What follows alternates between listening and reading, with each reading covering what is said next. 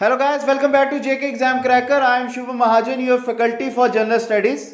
तो दोस्तों वीडियो शुरू करने से पहले मैं आपसे माफ़ी चाहता हूँ। जो हमारी क्लास चल रही थी इंडियन पॉलिटी की, पीछे लास्ट हमने वीडियो की थी यूनियन एंड द टेरिटरीज, तो 2 दिन आपकी जो है बीच में ब्रेक आ गई, उसके लिए मुझे माफ़ करना। ब्रेक आपको एक दिन का मैं कह सकता हूँ कि बारिश हो रही थी जिसकी वजह से मैं नहीं आ पाया शूटिंग के लिए। तो दूसरा दिन ये हुआ कि मैं जो है बीमार हो गया खुद। ठीक है, तो चलिए कंटिन्यू करते हैं। अब हमारी जो पॉलिटी की सीरीज चल रही थी, पिछला हमने यूनियन एंड टेरिटरीज किया था, अब जो हमारा होगा सिटीजनशिप। एमसीक्यूज होंगे इसके अराउंड 20। तो उसके अलावा जो आर्टिकल्स इसके साथ डील करते हैं और क्या क्या इसके बारे में स्पेशल चीजें हैं जो एग्जामिनेशन पॉइंट ऑफ व्यू से करना बड़ा जरूरी है, उसको आपको कराया जाएगा। तो करते हैं आज का हमारा सिटीजनशिप जो है, शुरू करते हैं आज का टॉपिक। ठीक है, पहले एमसीक्यूज शुरू करने से पहले आपको थोड़ा सा इसके बारे में बता देता हूं कि इंडियन सिटीजनशिप क्या चीज क्या है और किस पार्ट में आता है ये। ठीक है, इंडियन सिटीजनशिप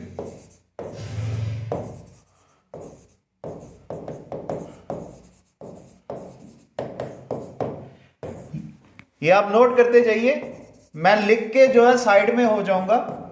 पार्ट 2 है हमारे इंडियन कॉन्स्टिट्यूशन का, और आर्टिकल्स कौन कौन से डील करते हैं इसके साथ। आर्टिकल्स 5 टू लेकर 11 तक, 5 से लेकर 11 तक आर्टिकल्स जो है हमारे इंडियन कॉन्स्टिट्यूशन के साथ डील करते हैं सिटीजनशिप के। ठीक है, ये आप नोट कर लीजिए या स्क्रीनशॉट ले लीजिए, आपकी मर्जी है। तो आगे ब्रेक डाउन किया जाएगा इनका आर्टिकल्स का, कौन कौन से आर्टिकल्स किसके साथ और कैसे प्रोविजंस देते हैं आपको। ठीक है, 5th आर्टिकल के साथ हमारा जो है शुरू होगा। अब देखिए एक चीज और याद रखना, क्यों हमारे जो है, सबसे पहले तो आपको ये पता चल गया यूनियन एंड टेरिटरीज के बारे में कि क्यों हमारे भारत का नेचर बताने के लिए उनको पहले पार्ट में लाया गया। अब दूसरे पार्ट में सिटीजनशिप इसलिए लाया गया, क्यों यहां पे फंडामेंटल राइट्स नहीं पहले लाया गया, क्योंकि आपको पता ही हमारा इतिहास क्या रहा था। उस समय विभाजन हुआ था हमारा, यहाँ पार्टीशन हुई थी हमारी, इंडिया और पाकिस्तान 2 मुल्क बन गए थे। बड़े ऐसे लोग थे जो पाकिस्तान में रह गए थे, या बड़े ऐसे लोग थे जिन्होंने पाकिस्तान में जाना था। तो ये जो लोग वहां से माइग्रेट कर रहे थे ना, इधर से यहाँ, जो यहाँ पर आ रहे थे या जो वहां पे जा रहे थे, उनके लिए उनको सिटीजनशिप या नागरिकता देने के लिए कुछ आर्टिकल्स लाने की जरूरत थी, जिसके लिए सबसे पहले हमने सिटीजनशिप में ही लाया वो। ठीक है, ये तो बात आ गई हमारे इंडिया और पाकिस्तान की। फिर हमारे, अगर आपको पता ही है, हमारी जो इंडियन नेशनल आर्मी है बाहर फॉरेन में जाके बनी थी, गदर पार्टी हमारी दूसरी कंट्री में जाके बनी थी। इसका मतलब उस समय जब हमारा देश में नेशनलाइजेशन का पीरियड हुआ था, या हमारे जो रेवोल्यूशनरी पीरियड हमारा चल रहा था, उस समय बाहर की कंट्रीज में भी भारतीय बसे हुए थे। तो जब उनको आज़ादी मिल गई, उन्होंने भी हमारे देश में आना ही था ना, तो उनके लिए कुछ प्रोविजंस रखने बड़े ज़रूरी थे जिससे उनको भारतीय नागरिकता मिल जाए। और जब वो यहाँ पर आए, उनको कुछ ऐसा नहीं लगे कि ये हमारे क्या है, हम एलियंस हैं इनके लिए। ठीक है, अब सिटीजनशिप में ही 2 कंसेप्ट आएंगे यहाँ पे, एक आएगा एलियंस और दूसरा आएगा सिटीजन्स का। एलियंस और सिटीजन्स का। सिटीजन्स हो गए जो हम लोग हैं, हम बचपन से यहाँ पे रह रहे हैं और हम हो गए यहाँ के सिटीजन्स। तो एलियंस वो लोग हो गए जो पूरी तरह से फॉरेनर है हमारे लिए, बट हमारे इंडिया में आके जो है रह रहे हैं और उन्होंने यहाँ पे सिटीजनशिप के लिए अप्लाई कर दिया, वो तो हो गए हमारे लिए एलियंस। बट एलियंस की भी हमारे कॉन्स्टिट्यूशन ने 2 तरह की कैटेगरी बताई है, एक आ गए हमारे फ्रेंडली एलियंस, दूसरे आ गए हमारे एनिमी एलियंस। एनिमी एलियंस वो हो गए जिस कंट्री के साथ हमारे यहाँ तो वॉर चल रही है या कभी वॉर के संबंध रहे थे और हमारे अच्छे रिलेशन उनके साथ नहीं है। ठीक है, तो चलिए अब करते हैं हम हमारा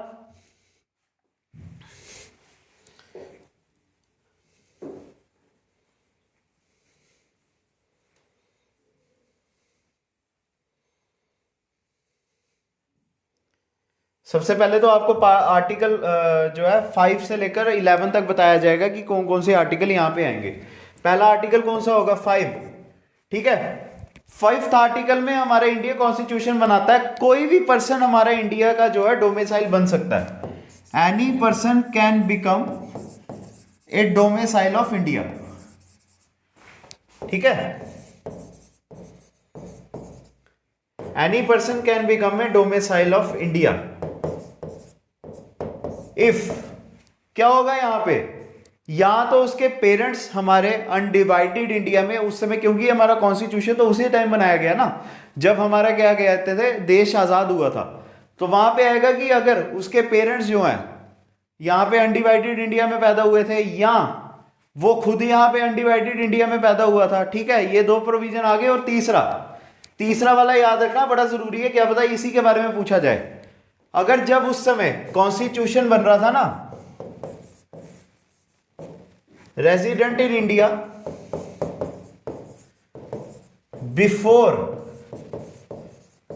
यहां पे कॉन्स्टिट्यूशन ने लिखा है कमेंसमेंट ऑफ द कॉन्स्टिट्यूशन, ठीक है। हमारे कॉन्स्टिट्यूशन में आर्टिकल 5 में लिखा हुआ है resident in India before 6 month, 6 month भी वहां पे आएगा, before 6 month of the commencement of the constitution, ठीक है। जिस दिन कॉन्स्टिट्यूशन पूरी तरह से जो है लागू हो जाता है, तभी मैं यहां पे क्या लिखूंगा, 26 जनवरी 1950, ठीक है। 3 तरह के प्रोविजन आएंगे यहां पे। उन्होंने कहा कि कोई भी तरह का पर्सन, सबसे पहले परमिशन दी गई कि किसी भी तरह का पर्सन, चाहे वो इंडिया का हो, पाकिस्तान का हो या फॉरेन का हो, वो हमारे इंडिया में आके जो है सिटीजनशिप को एक्वायर कर सकता है। अगर तो वो नेचुरली यहाँ पे बॉर्न था, मतलब अनडिवाइडेड इंडिया में वो बॉर्न था, या उसके पेरेंट्स तो जो थे, पहला हक तो उन्हीं का।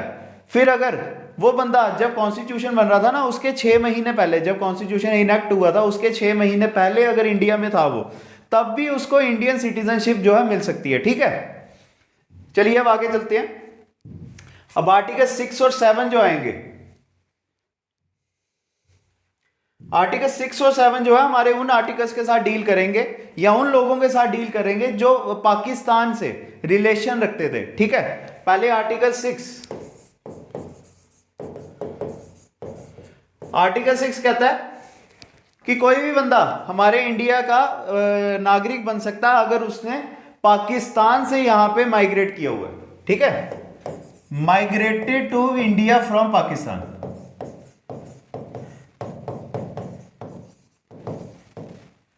Migrated to India from Pakistan, ठीक है।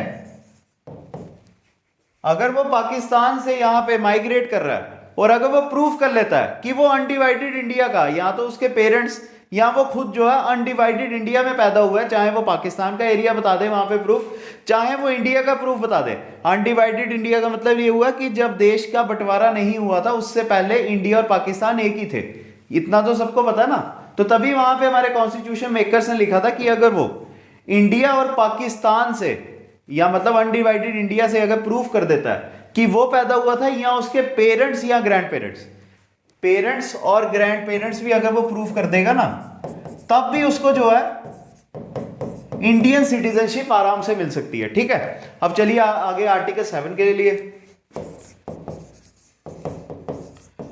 अब आर्टिकल 7 क्या कहता है, article 7 of the India constitution, ये हो गया जो यहां से वहां पे गए थे, या पाकिस्तान से जो है यहां पे आए थे। बट अब क्या होता है, जो इंडिया से पाकिस्तान गए बट पाकिस्तान से फिर वापस आ रहे हैं, ठीक है। पाकिस्तान से जो है वापस आ रहे हैं, पहले तो इंडिया से पाकिस्तान गए, इंडिया से पाकिस्तान में गए वो, बट पाकिस्तान से वापस आ रहे हैं इंडिया में रीसेटलमेंट के लिए, ठीक है, फॉर रीसेटलमेंट।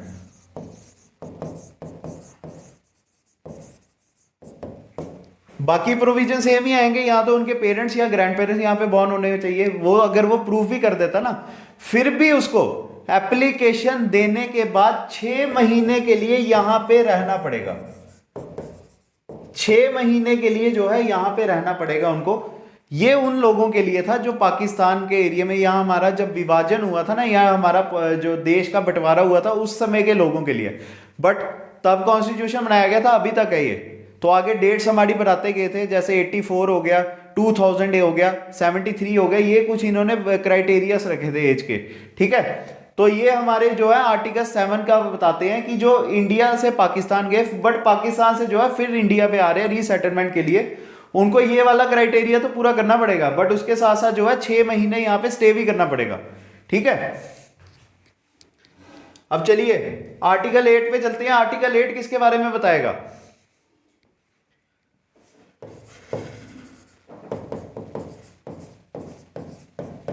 ये वो वाले लोगों के लिए होगा, वो इंडियंस के लिए होगा जो फॉरेन से आए हैं, ना कि इंडिया, ना कि पाकिस्तान से, बट किसी और कंट्री से अगर आ रहे हैं, वो अगर हमारे इंडिया पे आ रहे हैं और उनको इंडियन सिटीजनशिप चाहिए ना, तो उनको प्रूफ करना पड़ेगा उसके पेरेंट्स अगर जो हैं उसी की तरह, अगर पेरेंट्स उनके अनडिवाइडेड इंडिया में अगर पैदा हुए थे, अगर उनके पेरेंट्स जो है अनडिवाइडेड इंडिया में अगर पैदा हुए थे, तो अगर वो प्रूफ कर जाते हैं तो पूरी तरह से वो हमारे भारत के जो है नागरिक बन जाते हैं, पेरेंट्स या ग्रैंड पेरेंट्स। ठीक है, फिर आएगा हमारा आर्टिकल 9। फिर आता है हमारा आर्टिकल 9। अब आर्टिकल 9 किसके बारे में? ये बताता है, अब ये तो इधर आर्टिकल 8 तक जो है हमें प्रोविजंस मिल जाते हैं कैसे आपको सिटीजनशिप मिलती है, बट अब आर्टिकल 9 क्या कहता है? No person shall be a citizen of India,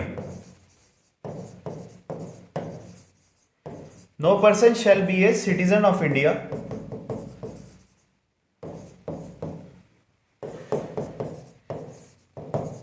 if he acquires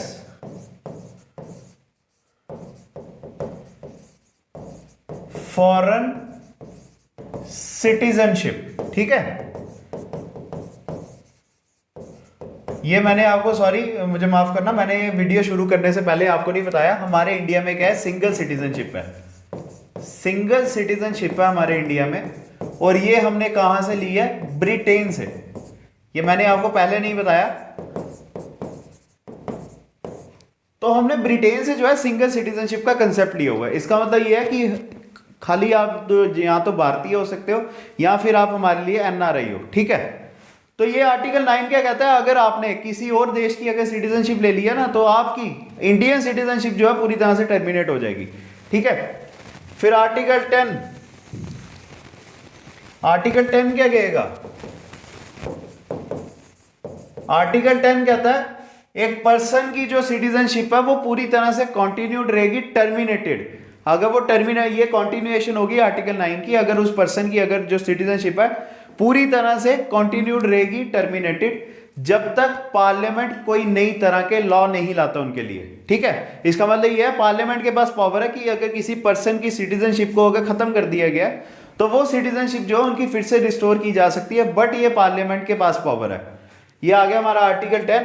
अब हमारा आता है आर्टिकल 11। देखिए जितने भी पार्ट्स हैं ना हमारे इंडियन कॉन्स्टिट्यूशन के, उधर एक चीज याद रखना, हर पार्ट में कोई ना कोई एक आर्टिकल डाला गया होगा जिससे पार्लियामेंट को पावर मिल जाती है। ठीक है, तभी पार्लियामेंट को जो है इतनी ज्यादा लिबर्टी मिली है कि वो कुछ भी कर सकते हैं। तो जुडिशरी के बारे में तो आपको पता ही है, पूरी तरह से इंडिपेंडेंट है, दोनों एक दूसरे को क्या करते हैं, मतलब जो जुडिशरी है क्या करती है, इसको चेक करते रहती है। तो वो जो पार्लियामेंट को पावर दी गई है हर पार्ट के किसी एक आर्टिकल में आएगा वो, तो इसमें क्या आर्टिकल 11 के पास पावर है। ठीक है, पावर ऑफ पार्लियामेंट, पार्लियामेंट के पास पूरी तरह से पावर है कि ये कभी भी लॉज अपने मॉडिफाई कर सकते हैं, चेंजेस ला सकते हैं सिटीजनशिप के रिलेशन में। ठीक है, पूरी तरह से हमारी इंडियन पार्लियामेंट के पास पावर आती है, क्योंकि देखो जो लॉ मेकर्स थे जिन्होंने कॉन्स्टिट्यूशन बनाया उनका काम हो गया खत्म। अब आगे कोई एक बॉडी थी ना जिन्होंने हमारे कॉन्स्टिट्यूशन को आगे बढ़ाना भी था, अब अमेंडमेंट्स उनके पास पावर है पार्लियामेंट के पास, तभी हमारा कॉन्स्टिट्यूशन 395 से लेकर जो है 470 प्लस हो गया हुआ है। तो ये तभी हमने पार्लियामेंट को इन्होंने पावर दे दी कि अब से पार्लियामेंट जो भी रेगुलेट करेगी लॉस बनाने, जो है सिटीजनशिप के लिए लॉस बनाएगी, उसको आगे जो है चलाया जाएगा। ठीक है, अब फिर इसके आगे दो चीजें और है वो भी आपको बता देता हूं। अब जो है 5 तरीके जिससे आपको इंडियन सिटीजनशिप मिल सकती है। 5 वेज ऑफ अटेनिंग सिटीजनशिप।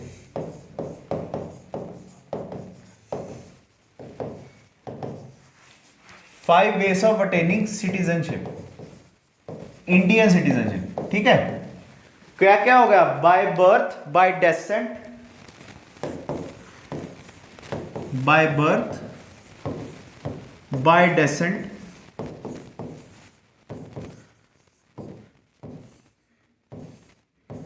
ठीक है, by birth, by descent, by incorporation of territories, या पहले बाय रजिस्ट्रेशन हो गया,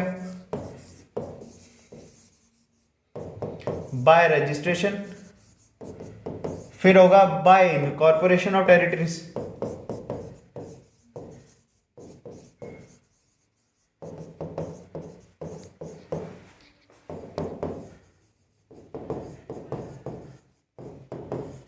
बाय इनकॉर्पोरेशन ऑफ टेरिटरीज।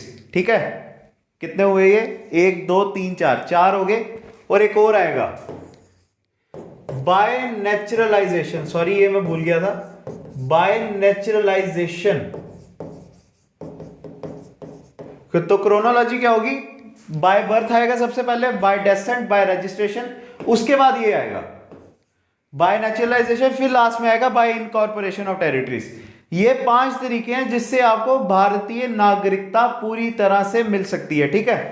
फिर उसके बाद अब 3 तरीके जिससे आपकी सिटीजनशिप टर्मिनेट भी हो सकती है।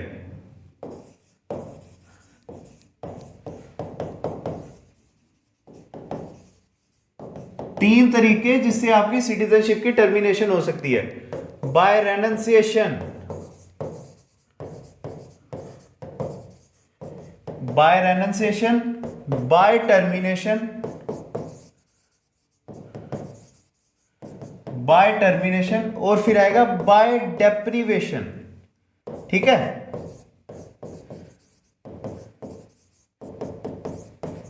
अब देखिए आप, बाय रेनंसिएशन, अगर एक पर्सन पूरी तरह से अनाउंस कर देता है कि मैं जो है दूसरे देश की वो कर रहा हूं, सिटीजनशिप ले रहा हूं, तो उसकी सिटीजनशिप जो है, भारतीय सिटीजनशिप अपने आप ही पूरी तरह से अपने आप ही जो है टर्मिनेट हो जाएगी। बाय टर्मिनेशन, अगर हमारी गवर्नमेंट किसी बंदे को पकड़ती है हमारी एनिमी नेशन के साथ, जब हम लड़ाई कर रहे थे, वॉर कर रहे थे, अगर उस समय वो उनके साथ ट्रेड कर रहा था, तो हमारा जो इंडियन पार्लियामेंट है उनकी सिटीजनशिप को ऑटोमेटिकली टर्मिनेट कर देगा। फिर डेप्रीवेशन, अगर आपने इंडियन सिटीजनशिप अगर फ्रॉड वगैरह से ली है ना, तब आपकी जो सिटीजनशिप है पूरी तरह से खत्म हो जाती है, ठीक है। तो ये कुछ जो चीजें थी ये हमारा हो गया। अगर देखा जाए हमारा अभी जो इंडियन सिटीजनशिप है पूरी तरह से खत्म हो गया। इसके बीच में कुछ प्रोविजन है, जैसे 5 वेज थे, वो आपको बीच में आगे बता दिया जाएगा, ठीक है। तो ये 3 तरीके भी आपको पता चल गए कि कैसे आपका जो है सिटीजनशिप पूरी तरह से टर्मिनेट हो जाती है। तो अब क्या होगा आगे, जो है एमसीक्यूज, 20 एमसीक्यूज थे, उसके बारे में डिस्कशन की जाएगी, ठीक है। चलिए अब देखिए पहला क्वेश्चन क्या है, citizenship can not be terminated. हमारी भारतीय सिटीजनशिप जो है कैसे टर्मिनेट नहीं की जा सकती है। क्या जब इमरजेंसी होगी आपकी क्या भारतीय नागरिकता ली जाती है? नहीं ना होता ऐसा, तो ये नहीं आएगा। जब वॉर हो, तो अगर वॉर होती है तभी इमरजेंसी भी लगाई जाती है ना, तो ये भी नहीं आएगा। फिर जब क्या इलेक्शंस होते हैं तब क्या आपकी सिटीजनशिप ली जाती है? नहीं, तो ये भी नहीं आएगा। हमारा इंडियन कॉन्स्टिट्यूशन पूरी तरह से अलाउ करता है आपको कि ये 3 तरीके भी होंगे ना, तब भी आपकी सिटीजनशिप बरकरार रहेगी। तो इसका ऑप्शन नंबर डी आंसर होगा, when it can be terminated regardless of conditions, ठीक है। चलिए अब second question, Indian citizenship is lost when. ये आ गया 3 जो तरीके थे हमारे सिटीजनशिप को लूज करने के। इंडियन सिटीजनशिप कैसे लूज हो जाती है? A option, a person acquires a foreign citizenship, ये बिल्कुल ठीक है। आगे देखते हैं अब, पर्सन रिनाउंसेस द सिटीजनशिप, दोनों ठीक हैं। रेनंसिएशन और ये कौन सा आ गया? टर्मिनेशन, ठीक है। The government deprives a person of citizenship for some causes, ये क्या आ गया? डेप्रीवेशन। तीनों यहां पे कवर हो गए, रेनंसिएशन,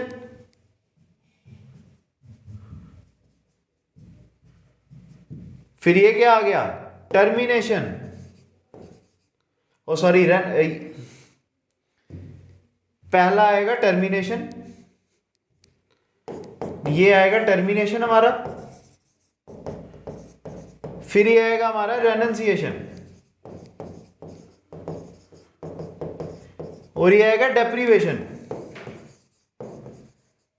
ये तीनों चीजों को पूरी तरह से ये सेटिस्फाई कर रहा है, तो इसका क्या आंसर होगा? ऑल ऑफ द अबव, ठीक है। ऑल ऑफ द अबव जो है इसका आंसर आएगा, तो ऑप्शन नंबर डी इसका सेकंड क्वेश्चन का आंसर होगा। चलिए अब आगे चलते हैं।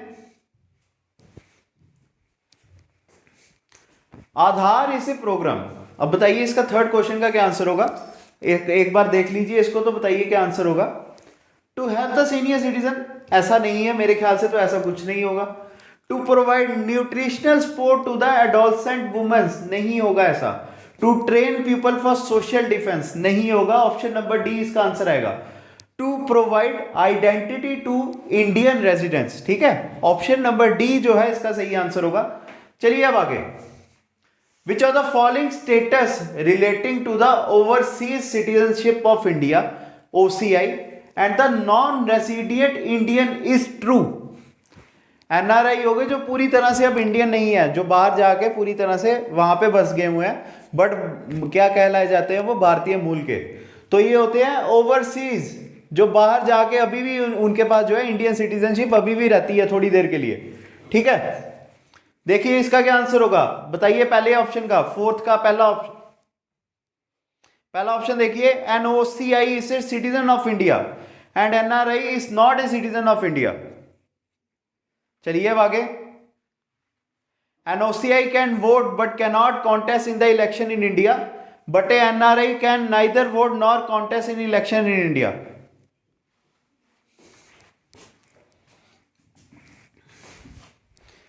Neither of these can vote or contest election in India, ये भी नहीं होगा, तो इसका जो है ऑप्शन नंबर डी आंसर आएगा। An OCI can neither vote nor contest election in India, but a NRI can vote and contest election in India।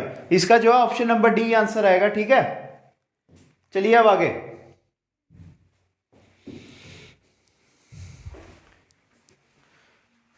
Which country accepted the policy of dual citizenship?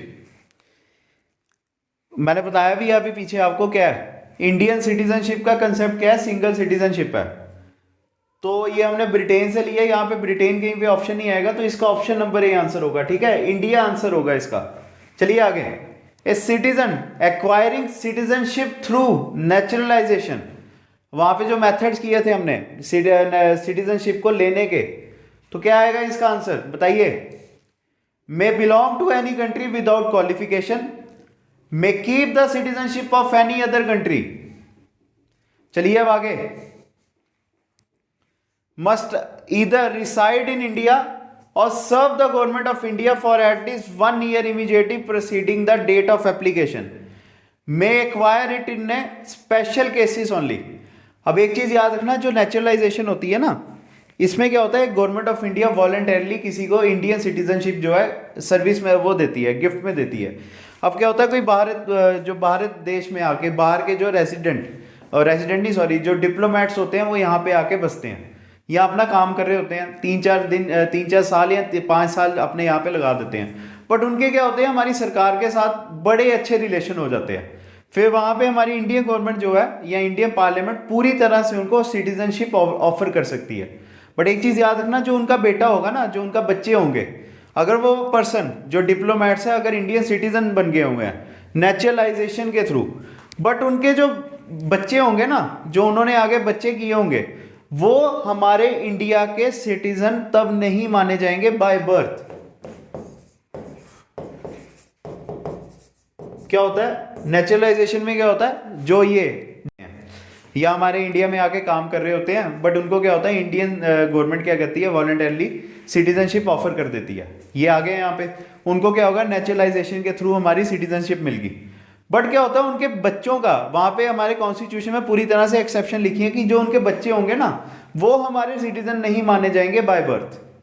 देखो जो हुआ, जैसे America की बात की जाए, वहाँ पे क्या होता है, अगर एक बच्चा है वहाँ पे अगर पैदा हुआ तो उसकी सिटीजनशिप वहाँ पे पूरी गारंटी है, बट हमारे इंडिया में ऐसा नहीं है, तो उसको बाय बर्थ यहाँ पे सिटीजनशिप नहीं मिलेगी। उसको क्या होगा, पहले यहाँ पे रजिस्ट्रेशन के थ्रू अपने आप को प्रूफ करना पड़ेगा। ठीक है, तो इसका ऑप्शन नंबर सी आंसर आएगा, इसका ऑप्शन नंबर सी जो है आंसर आएगा। चलिए अब आगे,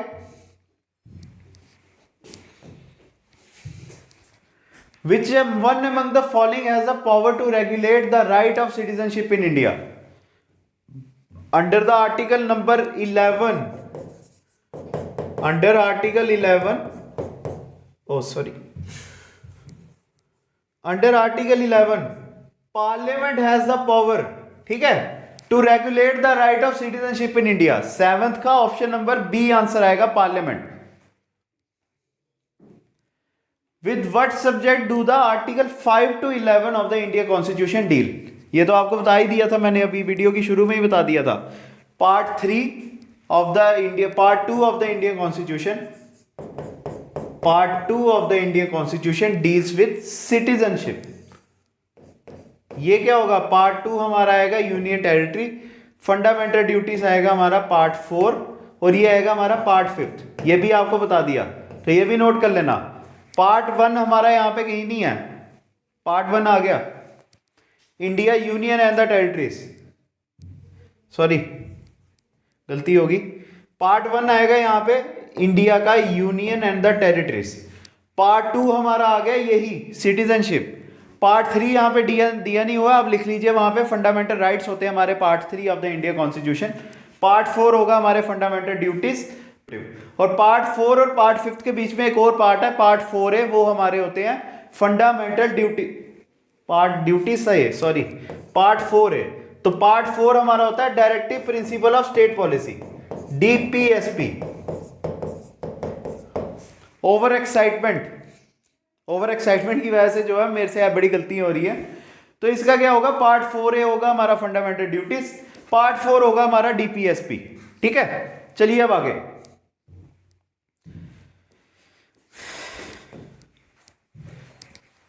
गलती होगी, उससे पहले भी बड़ी बार हुई है।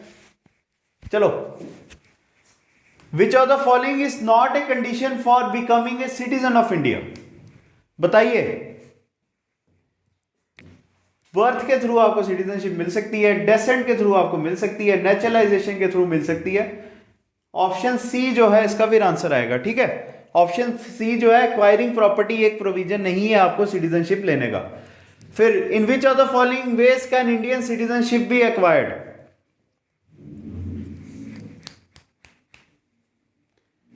By birth, by descent, by registration, by naturalisation. तो इसका क्या होगा, ऑप्शन नंबर डी आंसर आएगा 10th का। ठीक है, option number D, all are correct. 10th का जो है ऑप्शन नंबर डी आंसर आएगा।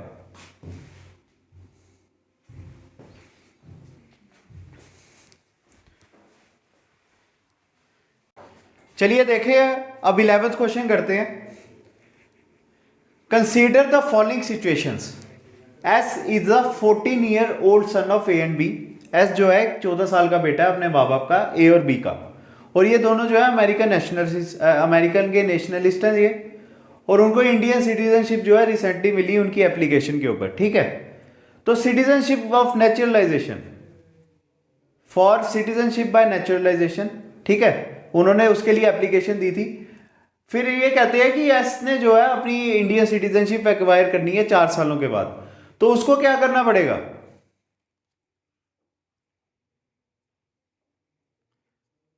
फिर इधर क्या आएगा, पहले S shall apply for citizenship by naturalisation, ये नहीं होगा। S shall apply for citizenship by registration, ये भी नहीं आंसर होगा,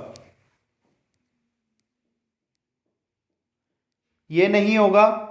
S will automatically get Indian citizenship upon attaining majority, ये भी नहीं आएगा। फिर by registrate his name with the Indian,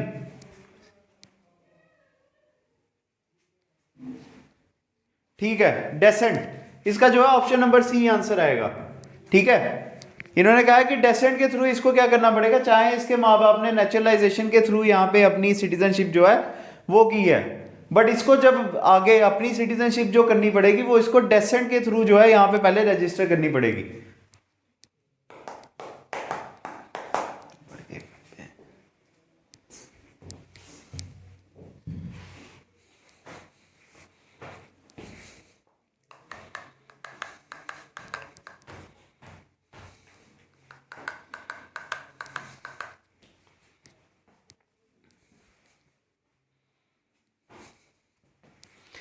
चलिए 11th क्वेश्चन देखते हैं क्या है यहाँ पे।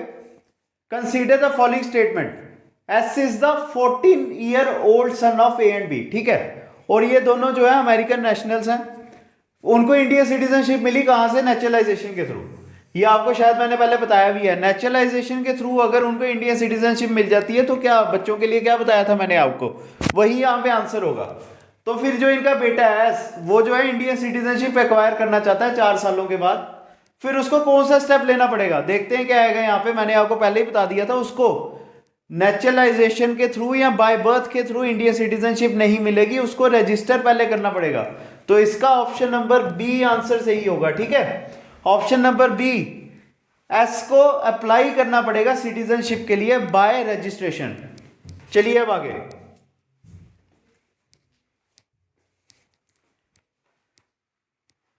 इन which part of the constitution details of citizenship of mentioned? Option number B आएगा, part 2 of the India constitution deals with the citizenship. What is the meaning of domicile? Fifth article क्या कहता है? कोई भी पर्सन हमारे India का domicile बन सकता है, इसका मतलब उसको भारतीय नागरिकता मिल रही है। तो क्या होगा यहां पे? Temporary home, permanent home, home in enemy country या डिफरेंट कंट्री? इसका बेझिझक ऑप्शन नंबर बी आंसर होगा। उसको यहां पे पूरी तरह से नागरिकता मिल रही है तो घर भी वो पूरी तरह से ले सकता है। ऑप्शन नंबर बी आंसर आएगा। Who can acquire the Indian citizenship by naturalization? Foreigners, NRI, overseas Indian या all of the above? इसका ऑप्शन नंबर डी आंसर आएगा। किसी भी तरह का फॉरेनर अगर हमारे यहां पे डिप्लोमेट बन के आ रहा है,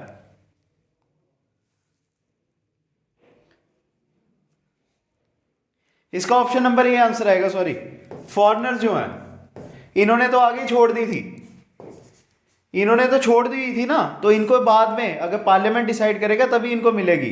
पार्लियामेंट ने अगर कोई लॉ बनाया होगा, बट इन्होंने नेचुरलाइजेशन, इनको क्या करना पड़ेगा? रजिस्ट्रेशन करनी पड़ती है, इनको यहाँ पे फिर से रजिस्टर करना पड़ेगा। तो इसका ऑप्शन नंबर ए आंसर आएगा। फॉरेनर्स का जो है नेचुरलाइजेशन के थ्रू पूरी तरह से इंडियन सिटीजनशिप मिल सकती है। जिनका कोई भी यहाँ पे पुराने रूट्स नहीं थे फिर भी उनको इंडियन सिटीजनशिप जो है मिल सकती है। चलिए अब आगे।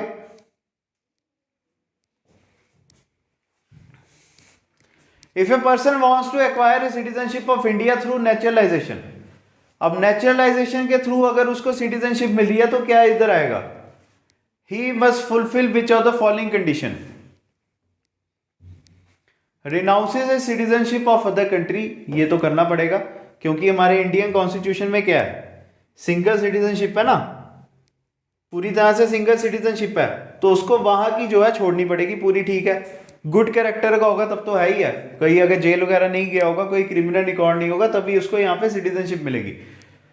आफ्टर नेचुरलाइजेशन उसको रिसाइड 5 या 7 साल, ये हमारे कॉन्स्टिट्यूशन में लिखा हुआ है कि पार्लियामेंट डिसाइड करेगा, यहाँ तो 5 साल यहाँ तो 7 साल। ठीक है, 5 या 7 साल उसको यहाँ पे रहना पड़ेगा। तो इसका option number D, all of the above जो है आंसर होगा। चलिए अब आगे। A person will lose his citizenship, तो वहां पे 3 तरह के जो प्रोविजन करवाए हैं वो याद कीजिए। तो अब देखते हैं ऑप्शन क्या होगा यहाँ पे। A person will lose his citizenship if he surrenders his citizenship, ये तो ठीक है इसका। गवर्नमेंट विड्रॉस हिज सिटीजनशिप, ये भी ठीक है। Voluntarily accept the citizenship of another country, ये भी ठीक है। तो इसका ऑल ऑफ द अबव आएगा। ठीक है, ऑप्शन नंबर डी आंसर होगा इसका 16th क्वेश्चन का। चलिए अब आगे।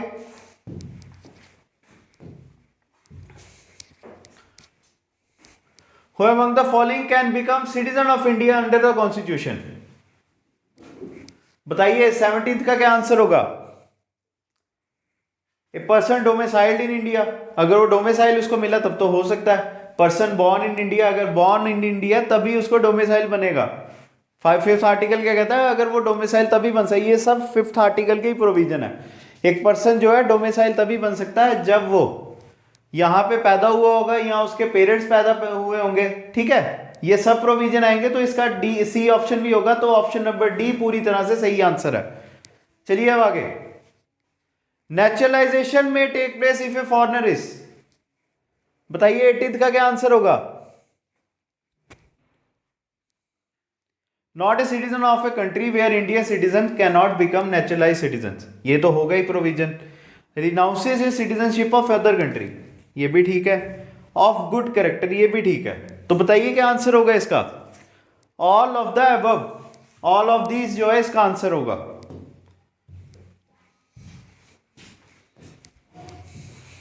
चलिए अब आगे। Which of the following condition must be fulfilled by the NRIs to be eligible to vote in election in India? NRI, non resident Indian जो है, उनका क्या आंसर होगा यहाँ पे? देखिए क्या है यहाँ पे पहले वाले में, they must be physically present in the place of origin to exercise या फ्रेंचाइज, ये तो है ही है, किसी के थ्रू थोड़ी ना ये करेंगे। एक बार देख लीजिए इसको ऑप्शन को अच्छी तरह से। उनको जो है इंडिया में रहना पड़ेगा या जहां पे वो इलेक्शन कर रहे हैं वहां पे फिजिकल अपनी प्रेजेंस पूरी तरह से। फिर NRI whether they have acquired citizenship of the country or not eligible to vote, ये तो ठीक है। फिर eligible NRIs have to register by filling a form 6A, ये भी ठीक है। तो इसका जो है क्या होगा 1, 2 and 3, option number A answer आएगा। चलिए अब आगे लास्ट क्वेश्चन आज के सेशन का देखिए। अब क्या है, कुछ टॉपिक्स होते हैं जो एक ही बार नजर में करने से हो जाते हैं। सिटीजनशिप या हमारा यूनियन एंड टेरिटरीज वही ऐसा टॉपिक है जो एक बार पढ़ लिया ना पूरी उम्र तक आपका साथ देगा, आपको याद रहेगा। तो इसके क्वेश्चंस क्या हैं वो भी लिमिटेड हैं, मतलब जैसे 20 क्वेश्चन यहाँ पे और 25 क्वेश्चन हमने पिछले टॉपिक में किए थे। आप घबराइए नहीं, इसके अलावा जो भी होगा हमारे से अगर कोई छूटा होगा वो आपको फिर से कराया जाएगा। बट जो आपकी प्रेपरेशन को आपने जो चेक करना है वो पूरी तरह से आज के सेशन के साथ जो है हो जाएगी। इससे आपको पता चलेगा जो हमारा नेक्स्ट टॉपिक है फंडामेंटल राइट्स है उसके ऊपर हमारा प्रोसीड करने की जरूरत है। ठीक है, यही ऐसे ही तो तैयारी होती है ना, रोज एक एक दिन अपने आप को चेक करते जाओ हर एक चैप्टर के साथ। तो आज का जो हमारा चैप्टर था सिटीजनशिप का वो हमारा पूरी तरह से खत्म हो जाता है। तो देखिए अब इसका क्या करना है। Which of the following statement are correct regarding dual citizenship 2005 in India. Dual citizens are to be treated as citizen, ठीक है। They are not eligible to be elected to public office, ये भी पूरा ठीक है, ये भी ठीक है। इसका क्या होगा फिर 1, इसका आएगा 1 मिनट, कुछ मुझसे गलती होगी है, एक बार फिर से देख लेते हैं। यार ये मैंने देखा ही नहीं ध्यान से, ये नहीं आएगा। ड्यू सिटीजन तो हमारे इंडिया में है ही नहीं है, क्या करें यार। हाइपर एक्शन मुझे भी खुशी होगी कि मेरे से भी यार जो सिटीजनशिप है खत्म हो गया मेरा, तो मैं भी खुशी खुशी में बड़ी गलतियां कर रहा हूं। तो यहाँ पे ऑप्शन नंबर ए नहीं आएगा, 2 और 3 इसका ठीक होगा। तो इसका आंसर होगा 2 एंड 3, ऑप्शन नंबर सी जो है सही आंसर होगा। ठीक है, फर्स्ट ऑप्शन नहीं होगा। ड्यू सिटीजनशिप तो हमारे इंडिया में है ही नहीं है। तो मैं भी आपकी तरह एक्साइट हो गया, या आप अगर नहीं होते हो मैं हो गया, या तो मैं कैमरे के आगे आ गया तो उसकी वजह से। तो गाइस इसी के साथ हमारा आज का सिटीजनशिप का टॉपिक जो है खत्म होता है। ठीक है, देख लीजिए आप एक बार फिर से ये वीडियो को बार बार देख लीजिए। जो भी आपको प्रॉब्लम आएगी कमेंट सेक्शन तो है ही आपको रिपोर्ट करने के लिए कि आपसे क्या मतलब छूट गया या कौन कौन से जो हमने पॉइंट्स को कवर नहीं किया। तो एक चीज़ और बतानी है आपने, क्या ये वीडियो बेनिफिशियल थी आपके लिए? नहीं थी। अगर बेनिफिशियल थी तो ज़्यादा से ज़्यादा इसको लाइक कीजिए, सब्सक्राइब कीजिए, और सारा बेनिफिट खुद नहीं ना लोगे, अपने दोस्तों को भी दोगे तो अपने दोस्तों के साथ भी शेयर कीजिए। ठीक है, तो हमारे चैनल के साथ बने रहिए, जेके एग्जाम क्रैकर। तो मिलते हैं नेक्स्ट वीडियो के साथ, और वही है हमारी उम्मीद कि आप सारे जो है जितने भी लोग आप पढ़ रहे हो, जो आपका मकसद है सारों में सफल हो जाओ आप। ठीक है, thanks a lot guys, God bless you. पढ़ते रहिए आप और हमारे चैनल के साथ बने रहिए।